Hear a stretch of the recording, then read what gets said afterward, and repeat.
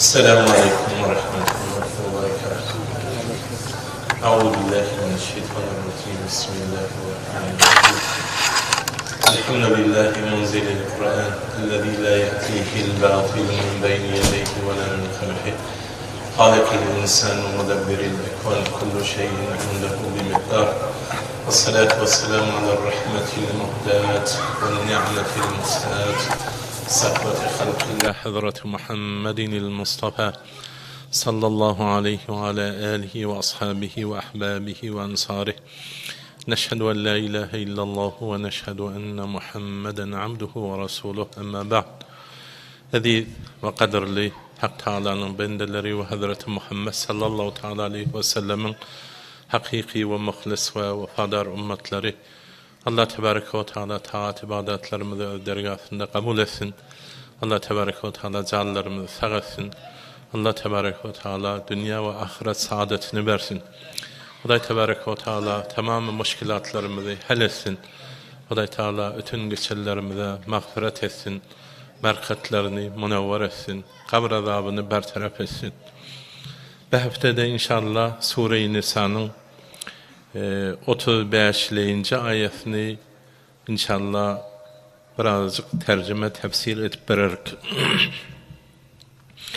Huday Teala diye ve in khiftum, siz korksanız şikaka beynihime, erheleyin arası ayrılar mı hadiseniz, ayrılışar mı hadiseniz, fema'athu hakemen min ehlihi, fessiz erin hanabadasından, yakininden bir kethuda iberin, ve hakemen min ehliha, bir de zenananın hanabadasından bir kethuda bir arası iberin. İyurida islaha yuvafikillahu beynahuma, şu iki nefer erheleyin ağzalılığını doğrulacak bolup çından niyetleri doğrulama bolsa, Huday Tebareke ve Teala da olan işini cur eder ve ihtilaf ayrılıp araları doğrulanar. İnnallâhe kâne alîmen habîrâ. Şeketmen Allah Teala hemmezadı bilip durandır, hemmezattan haberlidir. Edi Müslüman doğullar bir azıcık mukaddime edelim. Şu Sure-i Nisa'nın içinde, Nisa diyeni zenanaların adına bir sure.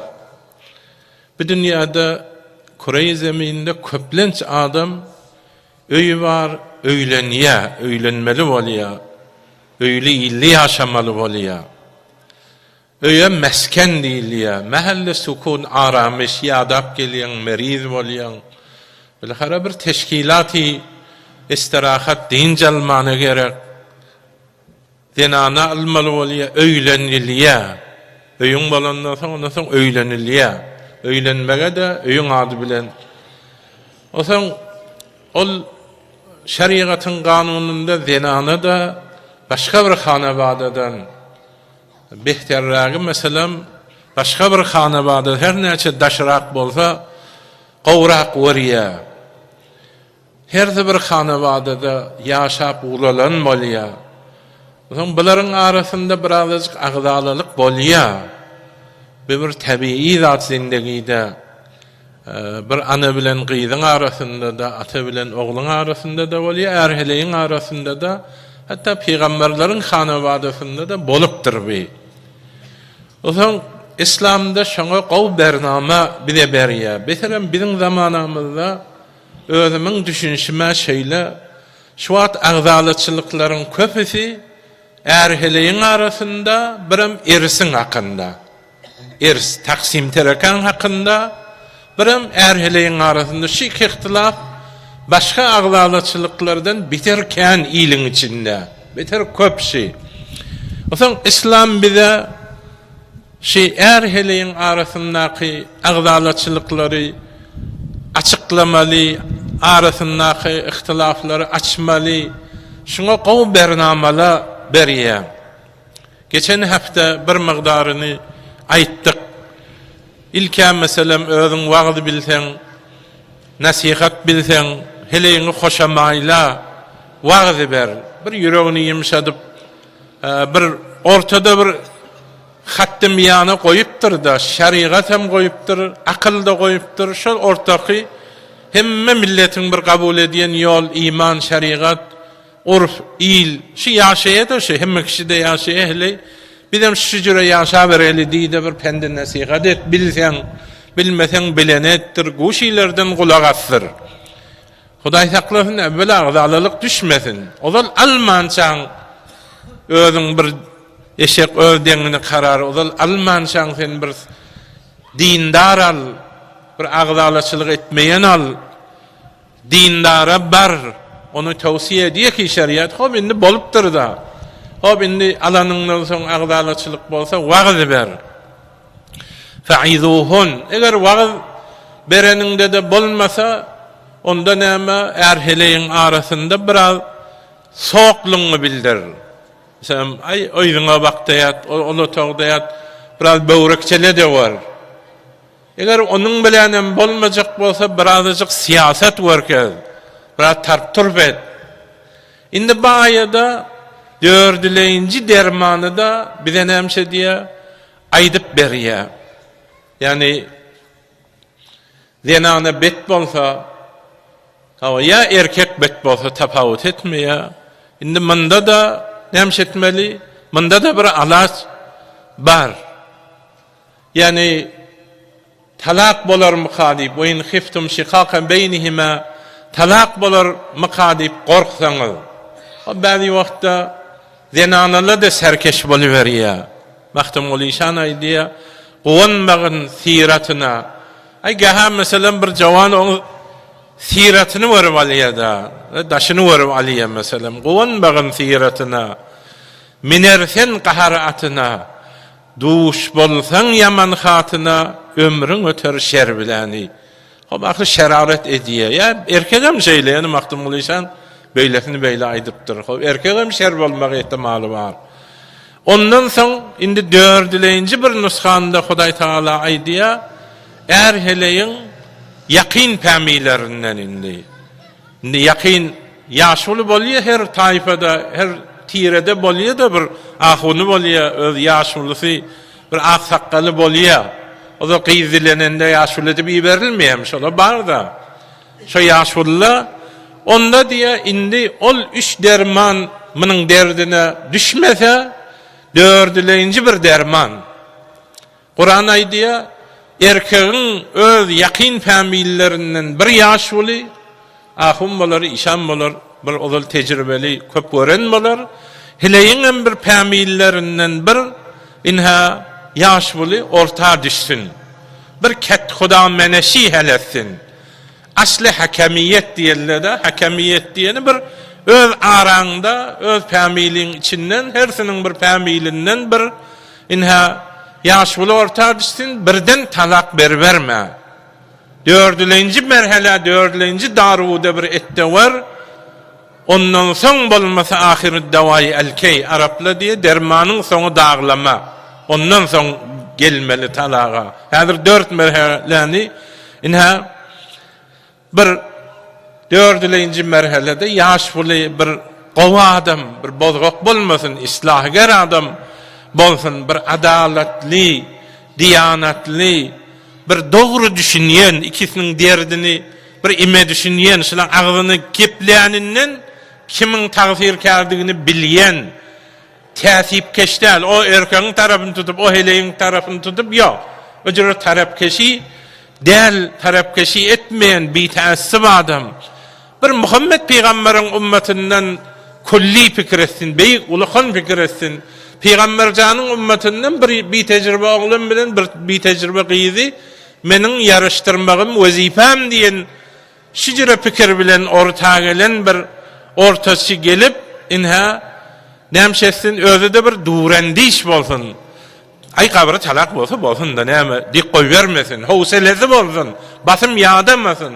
Gaha 3 saat dinlemeli oluyor. Gaha dinlemeli, yadatmalı koy aysın.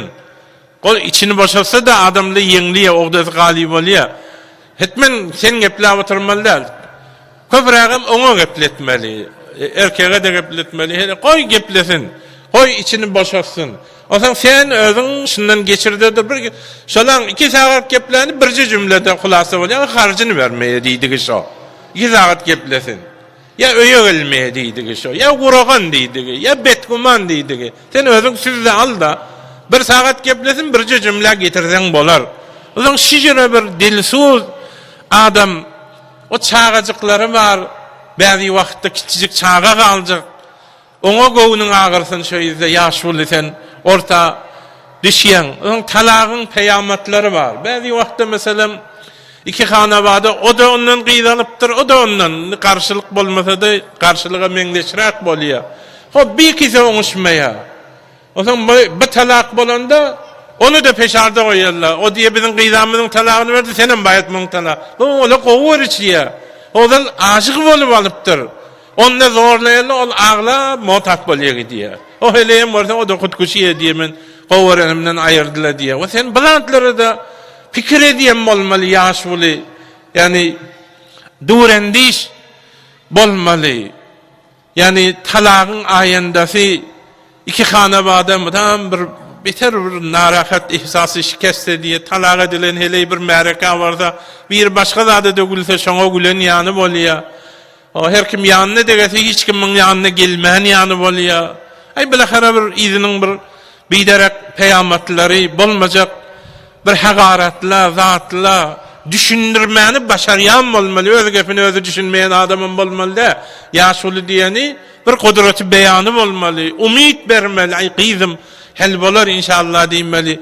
Çağajygyň hatyrasynda da bolsa inşallah ýüregiňe bas Hudaýa tapşyr diýmeli. İnşallah çağa çoluňyz bolar, dogrulanır diýmeli. Bir umydy dogrulanmaga bolsa bir gowy saýhallyja bir düşündirmeli. Osa aýandasyny düşündirmeli, talak alma diýeni piruzi däl. Wagt talak al diýen kendir. Saňa da talak bir ýok diýen kendir. Beli aýanda da hiç kim teň töwereňde bolmaz. Gaýgy gamyňdan başga zat ne heleğin yanında olur, ne senin yanında. Sen onların gepine kulak asma. İnha şicre bir dilsuzana düşündürüp däni bir bolye diýdirjek bolmaly, agyny bir etjek bolmaly. Bir meşru ýollaryň, bir dogry makul ýollaryň her birine inha ay hoşamaýlamaly bolsa, garlanmaly bolsa da birazajyk meselem bir zat bermeli de bolsa, sen orta düşde ýaşuly, sen gaty sawabyň bar, sen Mekkäni ören. Sen defäňde täze rasul bar, senin peýgamberiň takkaly bar, sen tejribeň bar. Hudaý sana ömür beripdir, şu ömrüň bereketli bolup, şeýle zatlary yarasyn diýipdir ýaşuly. Sen bitewejjuh bolma, Qur'an aýdypdyr. Wa aslihu zata beýnikum. Araňyzy dogrulan. Bir-biriňiziň araňyz dogry bolmasa, menem aram siz bilen ýok. Diýip aýdypdyr Hudaý tebaraka we taala. Bäzi wagtda gardaşym diýip derdi dile diýen meselem aýdyň. Adide diýen meselem diýen heleyim şijirra ýok qara gabröksin bijre boljak boly. Sen şol saklaýan mehle edip. Men özüm gidip seni öýärýän. Özüm mäher ýerini berýän. Bähmek adam be. Bu dogry gardaşym, muňa diýilmeýä sana dilsuz däbi. Ýyk öýüňi diýede. Sene muňa begenip gardaşym poştumda bar, özüm öýärýän diýdi diýberme. Gardaşyň ters ýoldan aý diýär. Ay oňuşda kardeş oňuş ay iyili ýüşürdik, toy etdik. Indi iyile bir gurrun, gep gurrun bolmaýly da. Bijire bir müşawir o ýankyýanak ol galasady, sana kardeşiňem bolsa galasady ay diýe sen näme etmeli? O öjüre müşawira kulak asmaly däl. Ondan soň bir hakem indi geldi, oturdy, ýanky davalarda yankı ki gazi suratında gelip de inha olaryň derdi dillerini nämşetmeli, dinlemeli bolýar. Derdi dilleri näme? Nämeden başlanypdyr? Meselem gurrun asly rişesi nire? Aya meselem biri betmi ya ikisi de betmi, mugassiri nämşetmeli, inha tanymaly bolýar. Şu bir hakemiyet diýen bir asli Qur'ani fawran sen gidip däni bir muassese-i tijarilere gidip ay bir müşawirlere herjelese pul alyp ya olara birden gidibermesen asli Qur'ani min ehlihi öz yakynyňdan, öz dilsuzyňdan Ola ki açıptır defter. Ola da qow gep aýsay diýendir. Aýan ola dilsozya. Olara öwredilen zada diye bazı wagtda garbyn bernamalaryny aýdy. Mesela heleye bir zada diye, sana bir zada diye varsan. Yok, bu Kur'an'ın aydığını yankı şeraitlamız, adil, mümin, dilsiz, özünden adamın, olur toyunda seni beğenip toy taşıyan adamları yaşul et. Başlı Kur'an'ı, inha hanevadagi ihtilaflarda, hatta mali davalarınızda şirket hudan meneşi heledin. Yani hatta ulakon Türkmen olur, o her obada yaşulu olardı, bir katılan olsa sol, şun bilen helli fesil olardı. Yani şanslı, iki tayfadan bir yaşulu gidip inha helle fasil ederdi. Şonun aydını lazım el icradı. Juvalladı şonun yerinde durardı. Bu beter bir qowzat, yani Kur'an'ın aydını. Bu Kur'an'da şunaydı. Hazreti Ömer'in öz döwresinde bir kanun aydıptır. Ruddul qaza beyne zawil arhami hatta yastalihu. Fe inne faslal qaza yurithu zagayn. Öz family arasında zatda ihtilaf bolsa diýipdir. Gazilaryna şu kanuny ýazypdyr. Taýpan öz içinde bir moga ihtilaf bolsa, siz gazi onu hal etmesin diýipdir. Onu nämişedin şu taýpan ýaşulysyna gaýtaryň. Ýaşuly hal etsin şonu diýipdir. Şun gazileşenden gardaş bolmaz diýipdir. O kine bolar diýipdir. Gazi ilzam edýär, goluňy toglaýar, sen gojama aýlama ki. Senden ali, ondan ali yazıya lazım ecra. Ama bu ortada yaşlı olanda iki tarafı da bilahara hocam aileye bir sulhi icat ediyor. Yani Hazreti Ömer de şu kanunu, yani kethudan meneşi davaları hel etmeni inha hel destur veriptir. Özünüz görýäňiz de şu jamanın içinde bazı pervendeler var 10 ýyla çekiyor. 20 ýyla çeken de var. Neçe milyon datresinin hazineleri var. Ne kadar nöbete yatmalı, hesabını kord etmeli, onu tutmalı. O varsan ki vakit zaziş geliyor. Varsan o ona bir zat. İhtimalat, karankılıklara girmeli. Ondan neyme bicir zatları öz aranda heletsen qowy. Neyme deyip, eğer heleyin öz yakininden bolmalı şeket huda deyip aydiya, şun öz yakininden bolsa, Qyzyň ýakynynyň öz habary eşitip otyrdy. Gurrunlar qow bilýär. Ha diýanet diýede olamaly, içindäki qow bilýär. Ahlul beýt adra bima fi. Öýüň içindäki zady qow biler. Zenanydan eşdiýär, ondan eşdiýär, peki familden sorajagan bolsa deşresizinde. Bir iki dana ýaşuly eleye sorady ben bilýärsiň, näme raýsy birinde taýýar bir sorap boryň. Diýem, ýa özü çağırybam. Inha elan aýtjak. Ondan biçire etse o qow bolýar. Onu da qow derdini diýip bilýär. Ana niýe da? Öz ýaşulym diýip derdi dilimi. Ondan atasy diýip öz ýaşulyň diýip öz inha ahunyň aýt diýen nämen bolsa içiň aýt näme müşgülüň diýip. Onu öz dilinden bolýar. Ondan olar qow bolýar. Onuň üçin ýa-da aýtdyk biz mesela fawren bir müşawerelere, zatlara gitmäň, öz muhtamitlerinize, öz ýaşullaryňyza inanyň. Öz riştefitleriniz, mücerrepleriniz onu da tamaşager bolmaly däl. Her bir mahallede bir erheleyi oňuşmaya diýip eşitseniz bir pişgadam bolamaly, gidewamaly, ýaşy ýigitler, zatlar, dostlary oňuşmayan erheleyiň bilahara zenanaň boýdaşlary, meselem bir orta bir adam salyp helli fesletjek bolun Kur'anyň destury. Inha şicre edilse şu iki adamım yurida islahan. Şu iki orta düşen adam var. Şu tarafından, heley tarafından şu yaşlı olan çinden doğrulacak bolsalar Hudaý diýip menem kömek berer. Hudaý kömekçisi bolsa ol başka jere o hel bolar. Sen niyetini yankıyana halis Hudaýa senin sawabın diýip gidýän ýok ama derdelerden bizar. Sen destur berip durun diýip senem arkamda durdan gidýän diýdi. Bir öýden okubur 2 rekat namaz nifl okudy. Huda ýaşyny bir belki sawaby bolsun diýdi ogra yurida islahan yuwaffiqillahu beynehuma. Allah arkaňyzda bar olaryň tawfik berer eger musemmem bolsalar netije berer diye. Her tarafından mesela dikilen oglany çağırmaly, ogul diýmeli, näme gurrun diýmeli, näme bu Däden abrayı var, däden payır öyledi, emmen böyle nakarri anan tayfa tiyeceğimize qoğu değil. Zatla bizim aramızda bolan zat değil. O neyme sen bey diyen? Ağzını iskasan özü belli bolar da neyme diye. O ay yok men halamayan, fakat halamayan deyip otur mu? Ay ondan mugassir özü olmaya, özü olmalı oluyor. Bir zadi aydı bilmeye.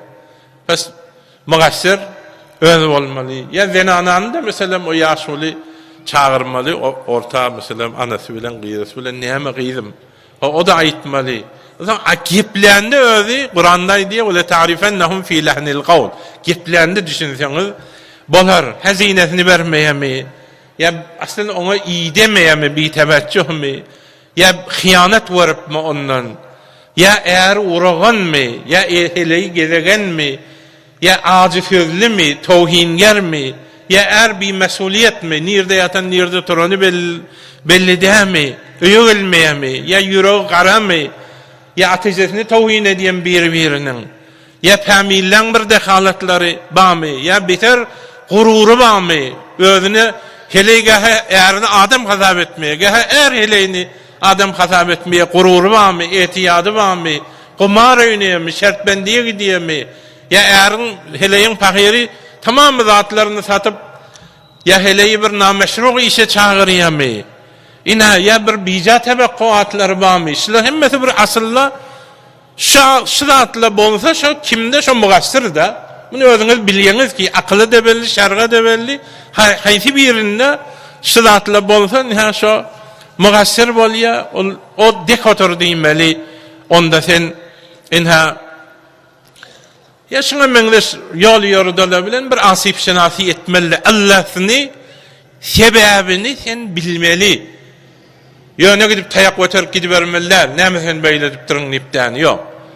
Dur diýmeli häzir. Derro talak ber diýmeliler. Yok. Häzir dur diýmeli. Muny Kur'an aýdypdyr Hudaý. Hudaý diýipdir, oturşun, mugassir bilin. Evvel mugassiri bilin, ondan soň mugassir bilenden soň izinden aýrylşmaly da bolsa, yaraşmaly da bolsa, inha ola yaraşar, ayrılışar. Mugassir de şu iki bir taraf adam, bir taassüp orta düşen adam inha özü teşhis berer. Ama teşhis berip de Hudaýa tekiýe etseň diýip Hudaý Taala men biriktirerim, dogrularyn diýip. Bir talaşet menem dogrularyn inna kulube bani adam kullaha beyne asma'ini min asami'ir rahman ki kalbin wahidin yusarrifu haythu yasha rawahu Muslim. Adamların tamamısının yüreği Hudaýyň gudratynyň içindedir. Halan tarafı öwrübiler. Sen çin niyetin eğer doğrulamasan Hudaý şu doğruluğa karşın olan yüreğini ya musarrifal kulub ey yürekleri döndüren şikisini müşkilini hal et bir bol yedidir dediğinde Hudaýdan dile sana da kan savabı bolar. O zaman ol eğer heleyem nasihat dinlemeli. Nasihat dinlemeli dil sahtı mahcup bolmalı da. Nasihat dinlemesizlik kafirin sıfatı. Şu orta düşen adam senden pul isleyen ok, vaktini koyup 2 saat onu gidip gelip hayiş edip size ona girecek zat yok. Sana bir Hudaý deyiptir deyip şöyle geliptir. Ol yaman hiç nasihat tutmaz, yaxşı söze kulak salmaz, hiçbir sözün öğre gitmez, nakes suhan şor bilani. Bir nakes bulma. Senin tecrüben yoktur, onun tecrübesi var. O zine falan değil ol adam. Yani öz kiňiziň amynan ýene adamlar inha şijre etsen hawa inşallah hawa talagy çekmen inha halle fasl bolar. O zaman hop halle fasl bolmany bilenim olar talagy etmäne haky ýok. Meger eğer özü wekil edem bolsa oňuşmajak bolsa talagy etdiýse vekalet berse bolar, ýoksam talagy etme olaryň haky däl. Eger ýöne talaş etseňiz diýe wa aslahna lehu zawja biz diye yan yoldaşını doğrulap verdik diye bir peygamberlere ya özü ve ceale beynekum meveddeten ve rahme sizin heleyleğiniz ağlalı değerli adamlar da ken ki mehabbet merhameti men koydum diye şu ağlalarını da koyubiler şu Hudaý Taala eğer biz demiş telaş etsek zat etsek inşallah mesela ken zindagide warandırsınız ihtilafat bolandır, bir kili bolandır, bir ay bolandır, orta yaşlı yaş kişi düşendir. Ha orsan bir iki tane qarı zelanda da doğrulap koy veriyor. O zaman iyizi balyanı oluyor gidiyor, o yattan çıkıyor. Behterin zindagili insanlar, o doğrulanan insanlar da camiada ken. Yani camiada yaş oğlanlar, kardeşlerim, oğlanlar, biz Hudaýyň bernamesi bilen bolsaňyz, öýüňiz hem inşallah agzy birlik geler. Agzalalyk şeytan getirýär. Şeytan aramyzda şeytanyň birinji gowy talak diýär. Olaram telime aýtdyk. Onuň şu bernamany ijra etjek bolýar. Özüň Hudaýyň itaatynda bol, heleýin hem sen itaatynda bolar. Sen özüň hakykat talap bol. Hemme kişi özüňe de hakykat talap bol. Özüňe de dogryny aýt. Çağacağım mı doğruyunu ayt, yalan söyleme. Heleğine de özün bilyen ki, mugassir kimdigini özü vicdanınız bilip dur, ne mi halkı, ne mi? Men mugassir deyim, Hudaya, men mugassir, sen agah kalbimden. Her jüre sen dile var bol, vekil bol, sen her jüre kelimat bilen, bir hakikati var, vicdanında gıyırıp durun, özün hakikat, neşremet hakikati, aydam, iyile yaxşılıgat, özün iyile islahger bol, tabi talak ati bolmasın, ba ati olsa hemmimizin oyunu yıkar. Ay günde birinin neşir ati bolup barıydı, talak ati sazi boluyor. Kafirler günahını ati etcek boluyor bizim aramızda. Öcre olacak bol, hemmimizin kıyızımız, hemmimizin oğlumuzun kanavadaları tehditten olar. Biz onda ayındamız beter hatar bolar. O zaman özünüzüm ayıp atta kalan bolman, birbirinizi tahkir etmen, bahaneci bolman, ferzade ahir adam diyeni gayri masum, bir masum adamın intizarınız boluşy anak bir zatları intizar etmeň, kan özüňem diýişiňiz geçmeli yerler bardyr. Hudaý Taala bilahara sabry şoň üçin goýandyr. Sen hemme zat bir wefki murat bolmaz. O ya hemesen biraz öýlerek bolar, beýler kemalgaraý bir meraz. Şu dünýäde hemme adam tekmil bolsun diýsen sen meriz adam. Bu dünýäde hiç zat tekmil bolmaz. Eger tekmil bolmasady, tekmil bolmalmasady Hudaýyň öýü tekmil bolardy. Şol ýarty diýwar var ýa şu. Sana ibret berýär, kemalgaraý merisilik. Ay biraz öýlerek bolar hele, öýlerek bolar. Ha? Oňa şibe bir zat bolmasa, näme indikaljaň ondan beter bolsa, näme indiki barjaň ondan beter bolsa, näme? Sen Hudaýyň bernamesy bilen gitsen, sen dersedem ondan beter bolar. Sen Hudaýyň bernamesy bilen git, azat kiçicik ayıpları kahtan kuv becerme. O güzeşt pişeli bol. O Allah Taala seni aramışlı eder, saadetli bolarsın, gowja perzentler, vedaýedin boljak insanlar, zindegiler geler, Hudaý himayetin bolar. Inha şijra etseňiz agzyňyzdan bir bolar, balýany bolar, gider bir-biriňize. Hemme mevcudatın eýesi Allah bilen rabitaňyzy dogurlasaňyz, o heley, oğul, uşak hemmesi şoňkydyr. O dogurlar özüni. Hazreti Ebu Derda diýen bir sahaba aýdypdyr da öz heleyine, heley diýipdir, şuat yerin giýin yerinde gurrun edel diýipdir. Men garym gelse, sen garyn gelmesin diýipdir. Sen meni hoşamaýla, erjan, ay bagyşla diýbe. Günahkar menen bolsam, ay bağışla zat di meni yatır. Sen su getir, men ot. Gar ot da su sep. Bir mo senin garıngam gelse, onda men sen mugassiram bolsaň men şeýle garlanmaýyn diýip. Bolmasa talaga barar diýipdirdi. Gowganun demisi. 21-nji garyn 21-nji garyn diye ola köyne fikirli adam. Ebu Derda Muhammed Peygamber'in sahabası. Agly kul ola. Kimin gadanynda gaynan o? O da şu kanun şu akıdının suwu bilen yazmaly. Molla kemini pahirim diptir diýerdiler de ol. Näjir heleýin bilen oňşýan o da ay her kim o biri gary gelse, meselem o çıkyp gidivermeli maliyet agandyň. Meniň ömrüm maliyet hakda geçdi diptir de pahirim.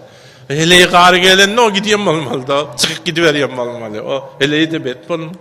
Zaten yani bir kanunları, ulamaya ahlakam diye, şu vakt bir da diyorlar, heleyi diye erinin yanında pespel olsa, o özünü hercan, ne işin var, sücü sözleyip, o babakar pespel özünüzü biliyorsunuz, mutavazı furuten olsa, eğer beter onu kovarar. Eğerim heleyne mehabbet etse, Hele beter onu qowwarar. Ay bazardan gelen birden plastik gül aldı geldi. Näme bolýar? Kıyamet kopýam. Biderek zatlara pul berip berdiň. Muşmak diye bir zat diye. Günde aktyklaryň sağlagyň berýän näme bolýar soňa? Soňa da hoşbahyr näme goýar getirirdi. Ay birje kelime edam edýdi mesela diýilýän geplerden birini diýip näme bolar soňa? Ya şo aleki karşılarından soň bir ýarsyny şoňa bir zat nimetde. Öde muny da aýdýar ulamaň agyzyňyz bir bolar, onu mehabbet haberja bolar. Zenanalar şu kanuny inha bilmeli. Yine bir kanun bar, onu kitaplarda aýdýar. Äriňizden nale çekseňiz, äriňiziň birji zat edin. O da Hudaý bilen şoň arasynda dogrulan. Hudaý bilen arasy dogry däldir şu sen bilen dergir. Ya sen erkek heleýin sana nafermani ediyor, sen Hudaý bilen evvel arasynda dogurulajak bol. Oň bilen dergir bolma. Onun bilen arasynda dogurulasaň sen bilen arasy dogurulanar. Şun onun bilen arasy degende sen bilen degýede.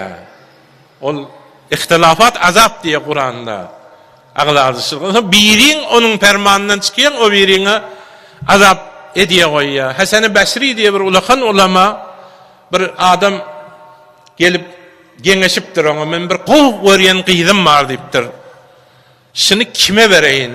Kime bersem maslahat bilýän dilene meýwara ken gaty ken adam dileýär. Her kim Hudaýdan ken gorkýan bolsa şoňa ber diýipdirdi. Hudaýdan ken gorkýana berseň gyzyňy gowwarsa ihtiram goýar. Ya gyzyňdan hoşy gelmese de zulmedi bilmesin dibekiden gorkýa. Hiç kime zulmedi bilmeýär. O kafira da zulmedi bilmeýär. Yani yoldaşda zulmedi biljekmi? Sen Hudaýdan gorkany ber, onun bilen arasy köke, gyzyň tezmin bolar, bime bolar diýipdir ha. Akylda şey şicra zatlary inha yezfar bi zatid din taribet yeda. Peygambercan amaýdy da şu diýilliğini yani yoldaş intikab edin. Eğer hele gyzym ärini, ärim heleyini din bilen bilahara dini jeleselere akit o dini adamlar bilen gatnaşdyr. Ay çağajyklaryň bilen islah etjek bol.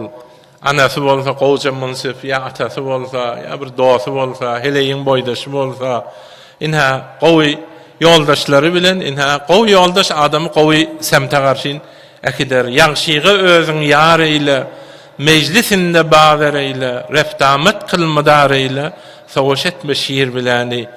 Bir de beter ihtilafaty kelan jamaada var. Mesela erheleyin hanabadaları dekalet edegen bolýar. Ay on gyzasy dekalet ediyor. Anasy dekalet ediyor. Men gowurmayan heleyin gowuryan diye. Ay sen erkek o da bir hamda. Ýa-da ikisini de saklasaň bolýar. Anany gowurma bir jüra, heleyi gowurma bir jüra. Anany gowurma. Sen heleyin bilen halwatda oturýan sen. Anamy gowur edip narahat bolma. Sen bir jüra gowur ýendirin diýmesen bir zat ogryň bir zat. Anaňa da bir ogryňrak bir zat alyp berbe. Oson olam mudahale edip onun öýüni ýykaman, o mudahalalar hiç muga peýdasyna däldir.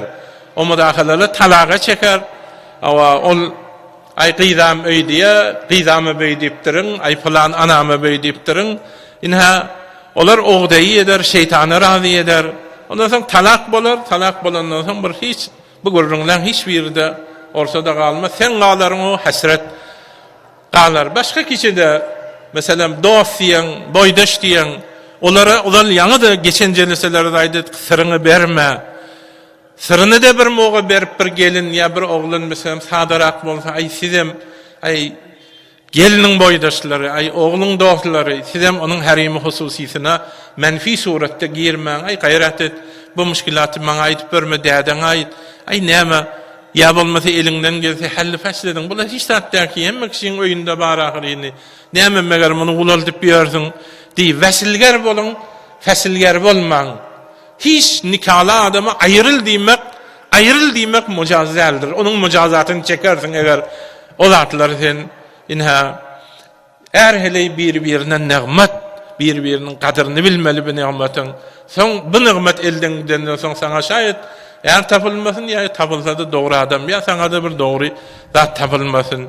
Yine bir kelime mehabbetli, bir uzur hahi, birazcık kuta gelenin bilen, mudara güzeştedenin bilen, ya Hudaýa ýalbar namazyň izinden, Hudaýa şehirleyi dogurla, Hudaýa şeýärimi dogurla di. İnşallah bula hal bolar. Şu iki aya gaty bir İslamda bir gawy hanawadaryň arasyndaky dawalary helle fesletmeden çürüýän şu aýany öýüňize ýazyň goýun. Hemişe ihtilafat bolanda şu aýa bir bakyn, eteginde de terjimesini ýazyň. İnşallah ihtilafat şeýle hal bolsun. Bolmasyn ozalara, şeytan girmesin hiç kimin öýüne. Şeytan girip sıdatla bolýa. Eger bir moga bolsa da inha şicr kanun bilen, nurani kanun bilen hal bolsun. Oňa iki orta düşen adama da heýwara Hudaý Taala tabşyryýa birden birinden reşbeyip ýek tarafa gazabet edip, täsip edip, tarapkeşi edip, ya mesela şu meňdeş bir biderek suistifadalar etmeň. Çon innallaha kana aliman habira. Hudaý üstünde bilip durandyr ha. Sen şu islah geriye varyan niyetini doğru tut. Doğrulayın di. Hudaý hem zatdan habarlydyr diýip, olaryň hem hawasyny cemet diýip, olara da tehdid ediyor. Hudaý tebaraka ve taala hemmelerimize iman-ı kamil, amel-i salih, ahlak-ı pak bersin, hanewadalara